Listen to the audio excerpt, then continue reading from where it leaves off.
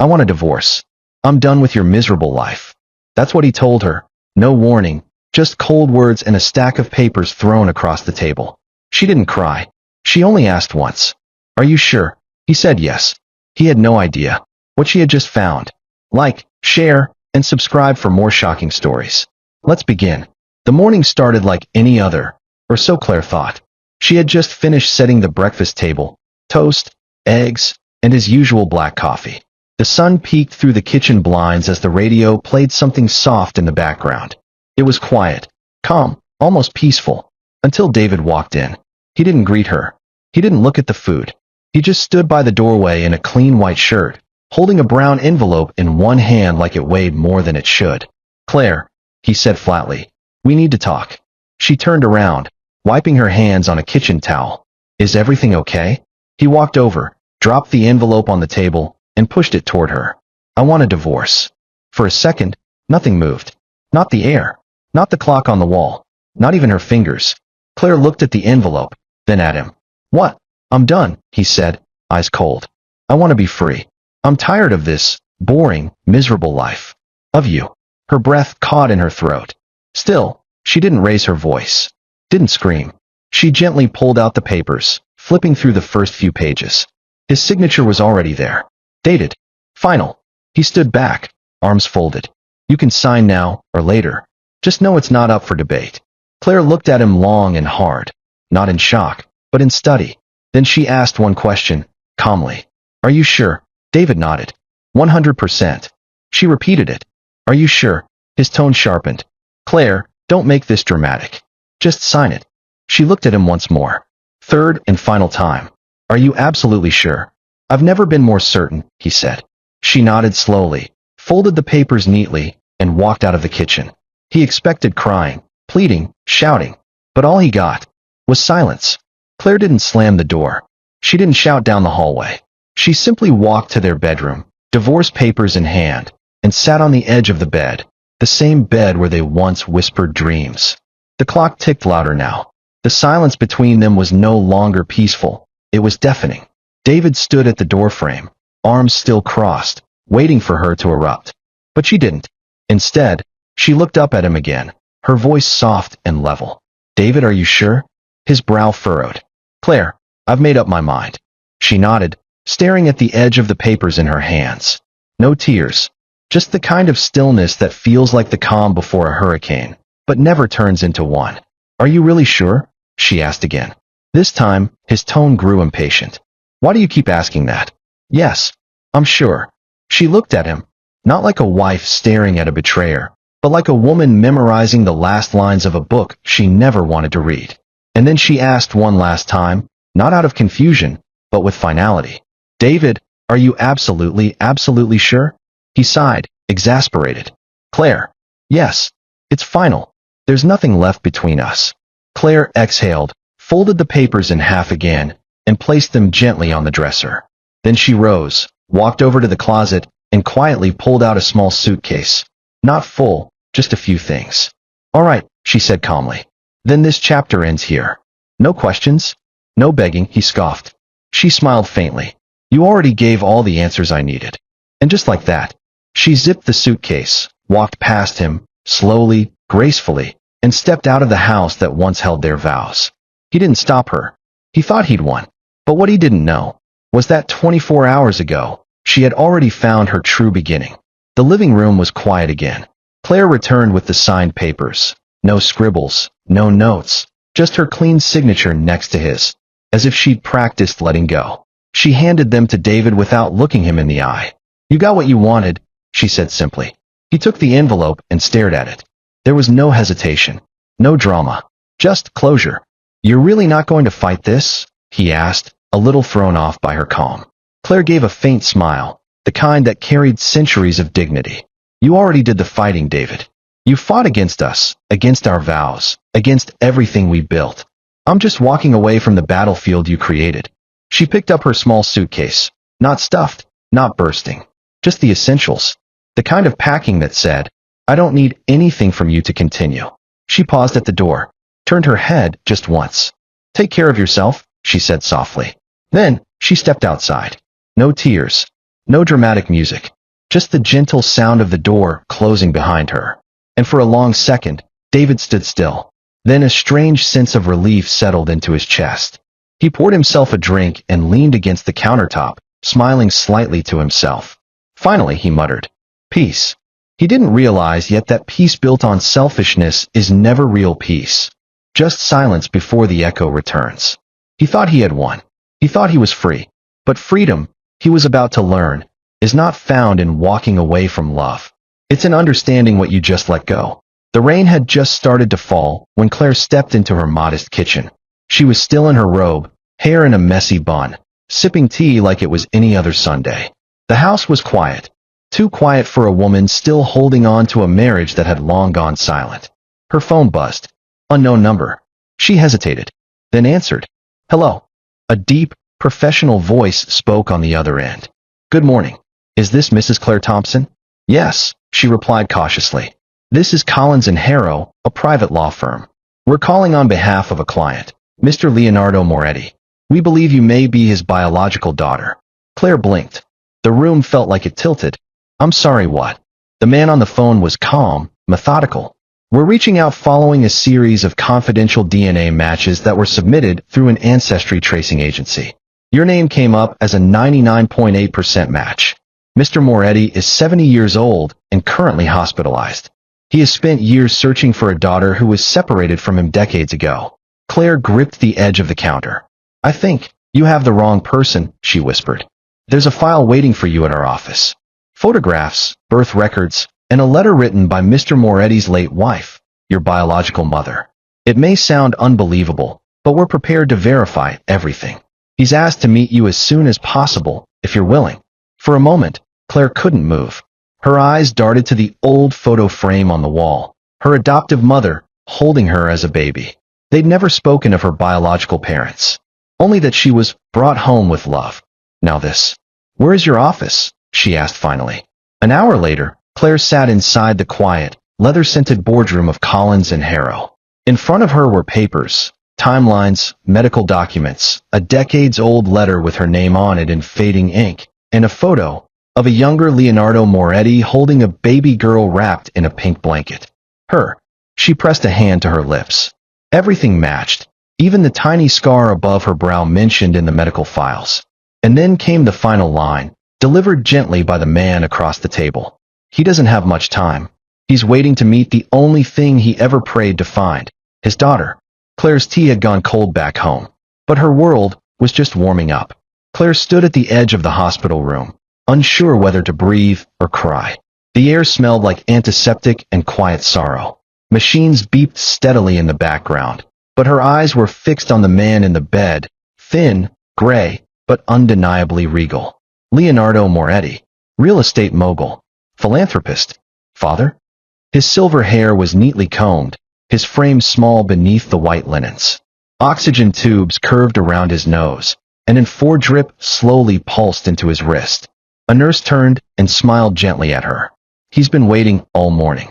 You can go in." Claire stepped forward, heart hammering in her chest. As she approached the bed, his eyes fluttered open. For a second, they stared blankly. Then they focused, and his lips trembled. "Maria," he whispered. Claire shook her head softly. "No, I'm Claire." A tear slipped down the side of his wrinkled face. "I know," he said, voice rough like paper. "But you look just like your mother." She took the seat beside him. "They told me everything. The DNA match. The files. The photos. I don't even know how to process all of this." Leonardo turned his head slowly to her. "They told me you were gone. Stolen by someone who gave false adoption papers. Your mother died from heartbreak, and I spent 40 years chasing shadows. I never stopped looking, not even when everyone said it was a lost cause." Claire's eyes shimmered, but she held them back. "You're saying, all this time, you knew I was alive?" "I never gave up." He reached slowly for her hand. "Claire, I missed your first words, your birthdays, your scraped knees and graduation. But please, don't let me miss this moment. The moment I get to say, I found you." Her heart broke, not from sadness, but from a strange, overwhelming wholeness she'd never felt before. She squeezed his hand gently. "You found me." They spoke for nearly an hour. He told her about his empire, properties across continents, a legacy built not for wealth's sake, but to give to someone who could carry it forward. I created everything for a daughter I wasn't sure I'd ever meet. He showed her an old leather journal filled with photos, clippings, prayers written in his own hand, page after page of longing. And then he said something that shook her. Claire, all of this, it's yours. I'm not just giving you money. I'm giving you the name, the legacy, the seat at the table. You are the only heir. She covered her mouth. Mr. Moretti. No, call me father. Just once. Let me hear it. Her throat tightened. Dad. He wept. And so did she. Leonardo's eyes never left Claire's face as he reached under the hospital blanket and pulled out a weathered brown envelope, tucked beneath his pillow like something sacred. His hands trembled as he held it out. I was waiting, hoping to give this to you in person. Claire accepted it carefully, her fingers brushing the delicate seal. She opened it and pulled out 3 documents. The first, a birth certificate. Her name, her mother's name. His name, Leonardo Salvatore Moretti. Father. The second, a letter written in a woman's flowing script. The date read, April 1987. Claire scanned it, recognizing the aching words of a mother who never stopped loving her child. If she ever finds you, Leonardo, tell her I loved her more than life. That she was never abandoned, only lost in a world that wouldn't let us be whole. The third document took her breath away, a notarized will, recently updated. I, Leonardo S. Moretti, declare that all assets, shares, properties, and estates under my name and trusts be handed in full to my biological daughter, Claire Moretti, upon my passing. Claire's lips parted. She looked up. You're serious? Leonardo smiled weakly, tears sliding down his pale cheeks. I built everything with the hope of you walking through the door one day. Every foundation stone had your name in my heart. I didn't want to leave this world with regrets. And now, you've given me peace. She was speechless. Her whole world had shifted in under 24 hours. 1 morning ago, she was a woman clinging to a dying marriage. Now she was the heiress to an empire. But why not leave it to a foundation? A board? You barely know me. I know enough, he said, voice firmer. I know that blood speaks. That your heart is strong enough to endure betrayal with dignity. I've read the background my lawyers gathered. I know about your marriage. About how he treated you. And still, you walked away without hate. Claire's eyes welled again. He continued, I don't need to know your whole life to see the kind of woman you are. You're not greedy. You're graceful. You carry your pain like a queen carries a crown. That's how I know this legacy is safest in your hands. Claire reached across and held his hand tightly. Thank you, Dad. He closed his eyes like the word itself had soothed decades of wounds. They sat in silence for a moment, the hum of machines surrounding them like music. I only have one request, he said, opening his eyes again. Don't let the world change you. You've survived storms. You'll face more. But stay true to who you are. I will, she whispered. The nurse walked in quietly and whispered, It's time for his rest. Claire nodded and stood. Leonardo reached for her hand one last time. My queen, I finally found you. And now, I can rest. Claire leaned down and kissed his forehead. You're not losing a daughter, Dad. You're finally gaining one. And with that, she left the room, not as the woman who walked in hours ago, but as Claire Moretti, daughter of a king, heir to an empire. Claire stepped out of the airport car into the quiet luxury of the Grand Ivory Hotel, a discreet 5-star gem nestled in the heart of the city's wealthiest district. She wore no jewelry, no designer clothes, just a calm face, a steel composure, and the name Claire Moretti on the guest check-in form. The doorman opened the glass doors without question, and the receptionist, sensing more than just status, greeted her with a warm professionalism. Welcome, ma'am. We've been expecting you. The Moretti suite is ready. Claire blinked. It was the first time she'd been addressed as something other than Mrs. Wilson or ma'am in a dull tone. Now, her name opened doors. Not because of fame, but because of legacy. She entered the suite. High ceilings, champagne-colored walls, floor-to-ceiling windows overlooking the skyline, and stood still for a long moment. The silence of the space echoed louder than any argument she'd ever had with David. The bed, the velvet sofas, the marble table, everything felt like a dream wrapped in polished elegance. But her mind wasn't racing. It was still. The weight of betrayal had been replaced by something deeper, clarity. She walked to the window, pulled the drapes open, and stared at the city.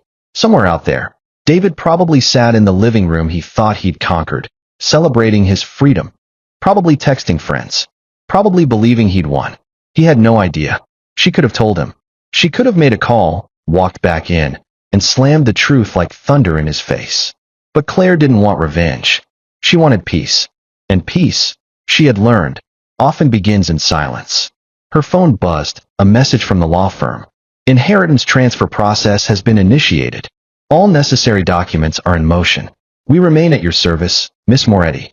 Claire typed 2 words. Thank you. She placed her phone down, sat at the edge of the bed, and allowed herself one long breath. No tears. No gloating. No need for confrontation.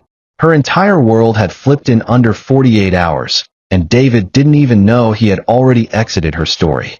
She spent the next few hours going over documents, speaking to her father's aides, and meeting a private banker who flew in just to introduce himself.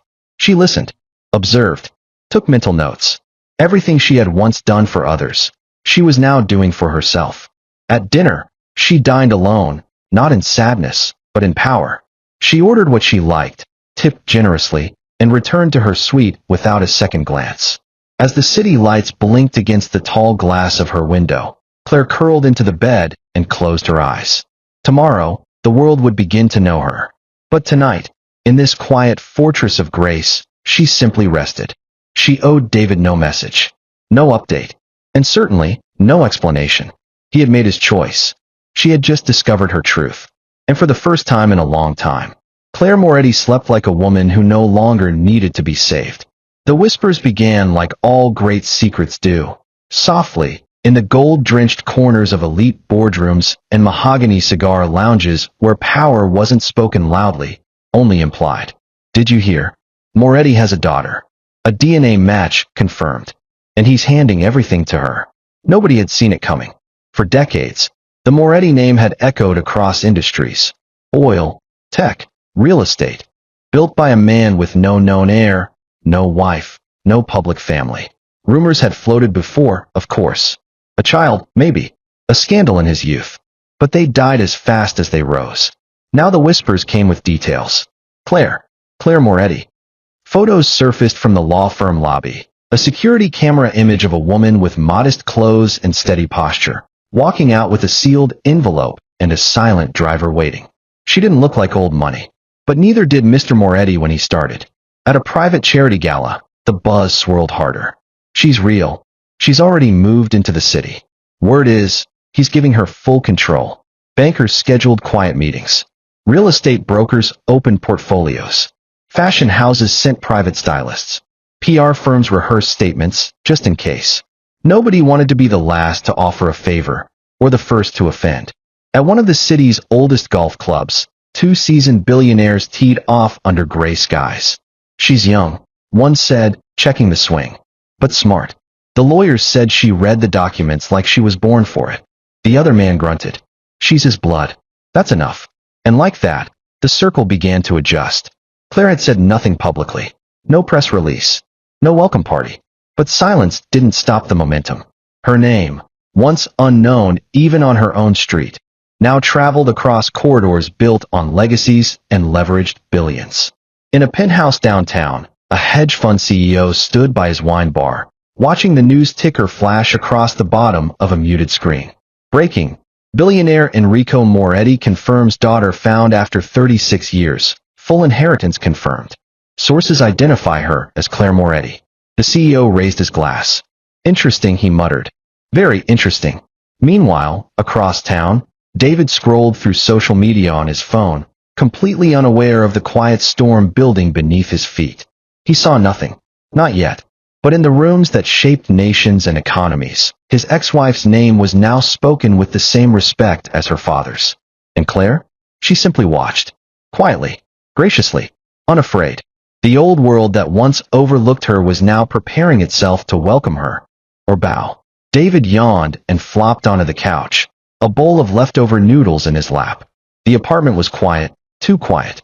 No soft humming from the kitchen, no scent of candles, no shoes arranged neatly by the door. Just him. Alone. Free. He turned on the TV more out of habit than interest, flicking through channels with one hand, fork hanging from the other. News, reruns, music, a cooking show, until, and in an unprecedented moment today, billionaire Enrico Moretti, founder of Moretti Holdings, officially introduced the daughter he searched decades for. David paused mid-chew. The name caught his attention. Moretti? The oil magnate. The reclusive mogul with no heir? He squinted at the screen. And then he froze. There she was.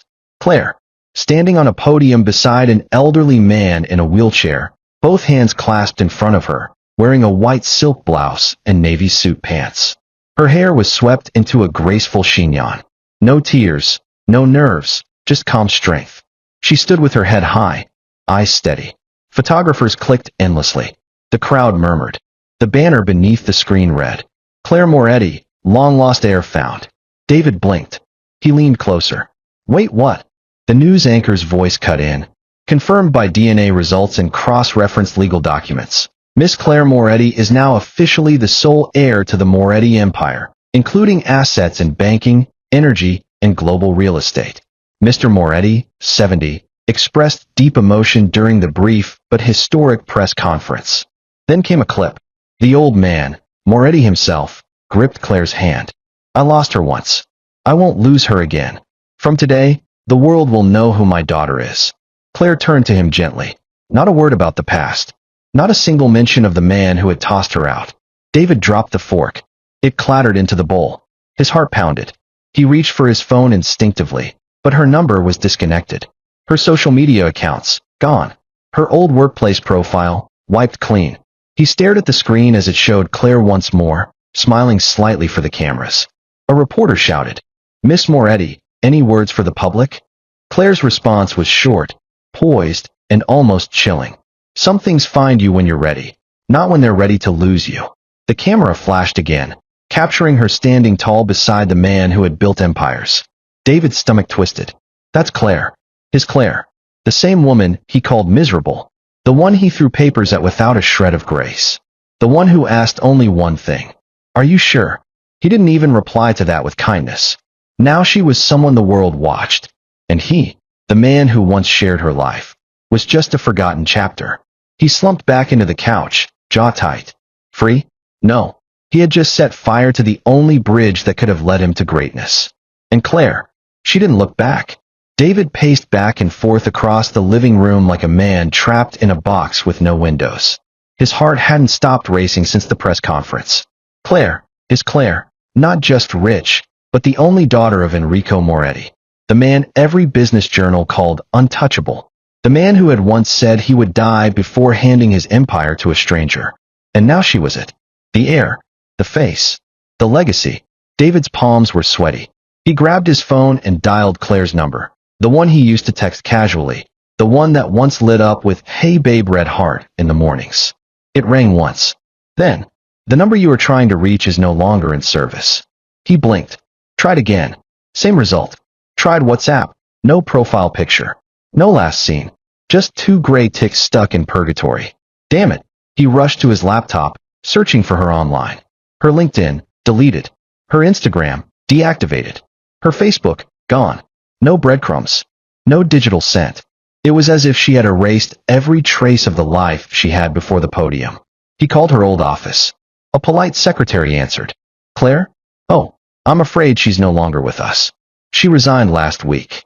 Did she leave a forwarding contact, or? I'm sorry, sir. I can't give out that information. Click. David slammed the laptop shut and cursed under his breath. A sudden lump rose in his throat. The room around him, the freedom he had once celebrated, now felt like a cage of echoing silence. How had he not known? How did he miss the quiet strength in her eyes? The dignity behind her silence when he threw those papers across the table? He sat down, head in hands, remembering that moment again. Are you sure? Are you sure? Are you sure? He was. Back then he was. Now, he wasn't sure of anything anymore. He grabbed his keys and jacket, desperate. He needed to find her. Explain. Apologize. Fix it. Even if he had to stand outside a billionaire's mansion gate to do it. But deep inside, something already told him the truth. He hadn't just lost a wife. He had lost a woman who had waited a lifetime to feel seen. And the moment her light finally came, he had told her she was miserable. Now the whole world saw her, and she didn't need him to glow. David pulled up in front of the sleek glass building that once housed Claire's life Monday through Friday. The place he used to casually mock as that little office where you play boss. Now, it looked different. Not the building him. He walked through the sliding doors, adjusting his collar, trying to look composed despite the storm churning inside. The receptionist at the front desk gave him a polite smile. "Good afternoon. Can I help you, sir?" "Yes," he said, his voice tight. "I'm here to see Claire. Claire Bennett." He hesitated, then added quickly, "I'm her husband."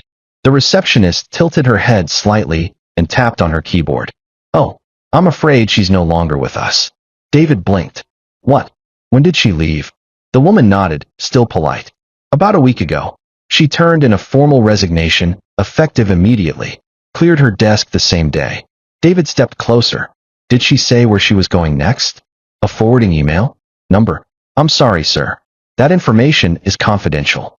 He clenched his jaw. "It's urgent." The receptionist leaned in slightly, her voice dropping. "If it's any comfort, she didn't leave for another job." David raised an eyebrow. "What do you mean?" "She inherited a lot of money. From her biological father. A billionaire, I think." The woman shrugged. "Some lawyer came in. Took care of everything." Word spread like wildfire for a while. People were shocked. David's mouth felt dry. "Are you sure?" he asked. "Oh yes. She was in a meeting with the managing partner and some board members before she left. One of the lawyers said she now owns a controlling interest in Moretti Holdings." Everyone kept whispering that she went from punching a clock to owning the factory. David took a step back. It hit him again, harder this time. Claire hadn't just left him. She had leveled up in silence. Quietly. Powerfully. He remembered all the nights she stayed up working late. The early mornings she made coffee for both of them before catching the bus. The weekends she read business books while he watched football. And he'd mocked her for it. Called her boring. Said she was going nowhere. Now, she wasn't just going somewhere. She had arrived. He turned to leave, humiliated, only to overhear two junior staff chatting near the break room. "Can you believe Claire used to work here?" "I know. She was always so quiet. And now she's sitting on billions. Wild. Her husband must be kicking himself wherever he is." David clenched his fists, walking faster. He was that husband. And yes, he was kicking himself. Every step he took out of that building echoed like a bad decision he couldn't take back. David sat alone in his car, parked on a quiet street far from the noise of downtown. The engine was off, but the heat inside felt suffocating. Windows fogged. Chest heavy. Thoughts loud. He stared at the crumpled tissue in his hand, one of many he'd used to wipe his face since storming out of Claire's former office. She was gone. Not missing, untouchable. Elevated beyond reach. She hadn't blocked him out of cruelty. She didn't need revenge. She simply moved on. Higher. Farther. Without fanfare. And he had told her to go. David leaned his head against the steering wheel and finally let it out. Not the sharp, angry tears of pride, but the slow, aching sobs of a man who finally realized he'd broken something he could never rebuild. He saw it all now. Every moment she had given him grace. Every conversation where she tried to love him despite his flaws. Her quiet strength. Her unwavering support. The way she had asked 3 times, just 3. "Are you sure?" He was so sure. So arrogant. So quick to chase freedom from the woman who cooked for him, supported him, prayed for him, and never once tried to change him. Because he didn't want loyalty. He wanted more. And now? Now the world called her Moretti, the daughter of a legend. The sole heir to billions. And all he could be was a cautionary tale with a heartbeat. He looked at the passenger seat beside him, the one she used to sit in, quietly holding his hand as he drove. Empty. Then at his phone, no new messages. No missed calls. Just an old photo still set as his wallpaper. Claire laughing in the kitchen, flour on her nose. Her smile soft and full of love. He lowered his head and sobbed harder. "I threw her away," he whispered. "I threw away the woman who would have changed my life." But the world doesn't pause for regret. And Claire had stopped looking back. The ballroom glittered with gold-trimmed chandeliers and laughter. Soft jazz floated through the air. Waiters in white gloves served champagne, and photographers darted between gowns and tuxedos like moths drawn to light. David hadn't planned to be there. A friend had dragged him. whispering that Moretti Holdings was sponsoring the charity gala, and she might be present. He'd laughed it off, until he saw her. Claire. He spotted her the moment she entered, not because she announced herself, but because the room reacted. Heads turned. Cameras clicked. The soft buzz of conversation dipped beneath her presence. She wore a midnight blue gown that hugged her form with grace and dignity. Her hair, swept back in a low chignon, glistened under the chandeliers. Around her wrist, a diamond bracelet with the Moretti crest. She didn't need to speak. Her walk was a declaration. Her eyes, poised and calm, scanned the room like someone who'd mastered the art of commanding it. And by her side, not a man, not a date, just two security aides dressed in black, professional and silent. Independent, powerful, respected. David's mouth went dry. The last time he saw her, she had walked out of their small apartment with nothing but her purse and dignity. Now, she glided through marble floors like a queen born for it. He tried to shrink into the crowd, but his eyes couldn't leave her. Regret surged in his chest, raw and unfiltered. People around him whispered, "That's Claire Moretti, the daughter he searched decades for. She runs the family trust now. She's launching a global women's initiative next month. Her ex-husband must be somewhere, punching the air." David was that man. But he wasn't punching the air, he was crumbling inside it. Claire moved from group to group, smiling graciously, answering questions with ease, nodding with elegance. But not once did she look in his direction. Not yet. Then, in a moment that felt orchestrated by fate itself, her gaze swept across the room and paused. Their eyes met. For the first time in months. For the first time since he told her she wasn't worth staying for. She didn't flinch, didn't gasp, didn't frown. She simply nodded, the same way royalty might acknowledge a stranger in the crowd. Then she turned away. It was worse than a slap. It was silence, wrapped in strength. And David? He couldn't breathe. He had come expecting a glimpse of the woman he left behind. But what he saw was the woman who outgrew him completely. David stood frozen, clutching his champagne glass like it was the only thing anchoring him to the floor. He couldn't take it anymore. Every second Claire glided across that room untouched by his presence, tore into him. He finally moved. Through the guests. Past the floral centerpieces and camera flashes. Past the hushed voices that said, "Isn't that her ex?" He didn't care. She was standing near the balcony, alone for a moment, her fingers resting lightly on the gold-trimmed railing, eyes admiring the skyline. His voice trembled as he approached. "Claire." She didn't turn immediately. She stood still, not cold, not startled, just still and calm. He stepped closer, carefully, like approaching something sacred you once took for granted. "Claire, I had no idea about your father, about everything," he stammered. She finally turned to face him. Her expression was unreadable, elegant, measured, but there was no warmth, just distant recognition. "I messed up. I know I did," he rushed on. "That morning, I thought I was freeing myself. But I was blind. I didn't see what I had." He looked into her eyes, desperate for something, anything. "If I could go back." Claire gently cut in. Just 4 words, soft, but sharp as glass. "You were sure, remember?" David's mouth opened, but no sound came out. She didn't say it cruelly. There was no bitterness, no anger, just finality. "3 times I asked you," she continued, her voice steady.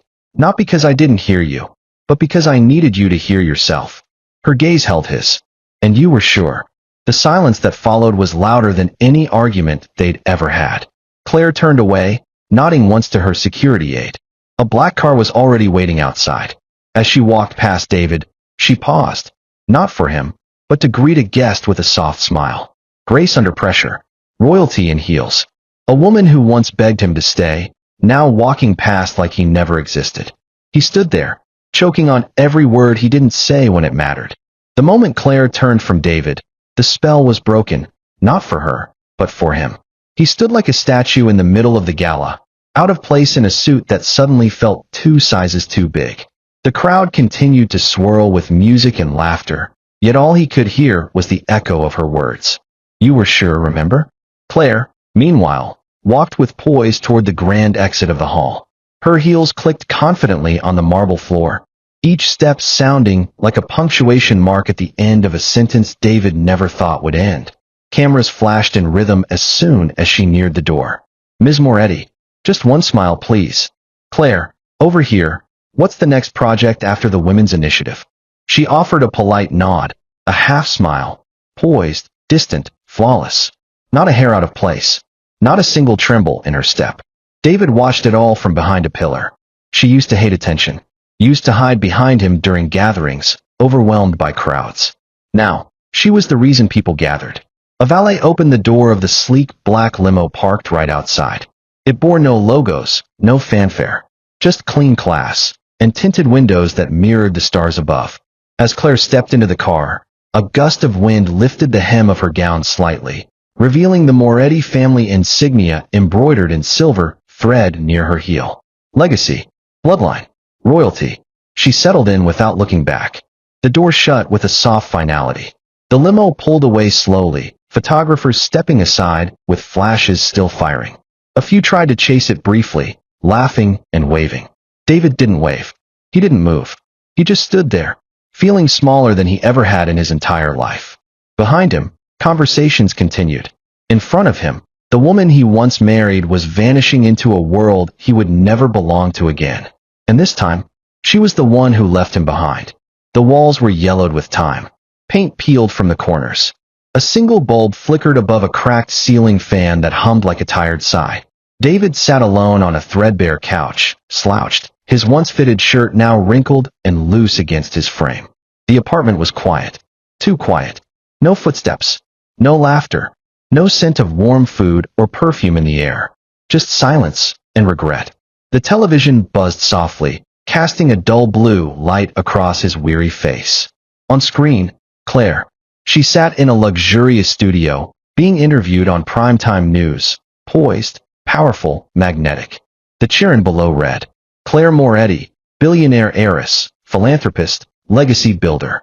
David leaned forward, elbows on knees, eyes fixed on her like a man reaching for something just out of grasp. My story isn't just about money, Claire said in the interview, smiling gently. It's about knowing your worth, even when someone else doesn't.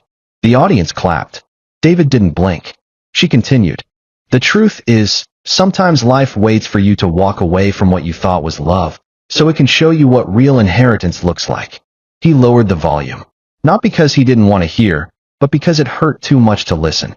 On the dusty shelf beside him sat a framed photo, an old wedding picture. Claire's eyes in the photo sparkled with love. His, with pride. That version of them no longer existed. He had signed it away, certain she was the burden. Now he was the ghost. The screen faded to a commercial. Silence returned. David sat back, exhaled slowly, and stared at the ceiling. He had everything, and asked for more. Now, he had nothing, and no one to blame but himself. He threw papers like a man cutting ties. Not knowing he was signing away his seat at destiny's table. He mistook silence for weakness, tears for defeat, and loyalty for limitation.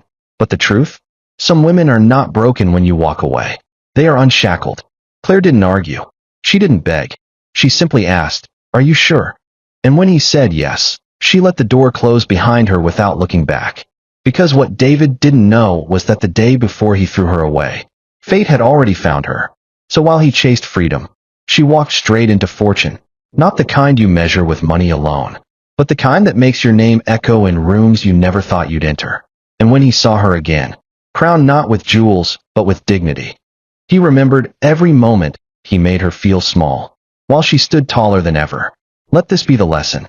Never mock the quiet strength of someone who loved you. Never mistake calm for weakness. Because life has a strange way of revealing who was truly valuable, when it's already too late. Moral of the story. He tore up a marriage thinking he was freeing himself from misery.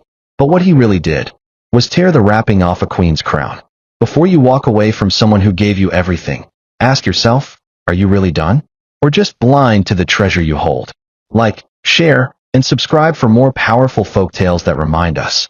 Every goodbye carries a price. And sometimes, that price is everything.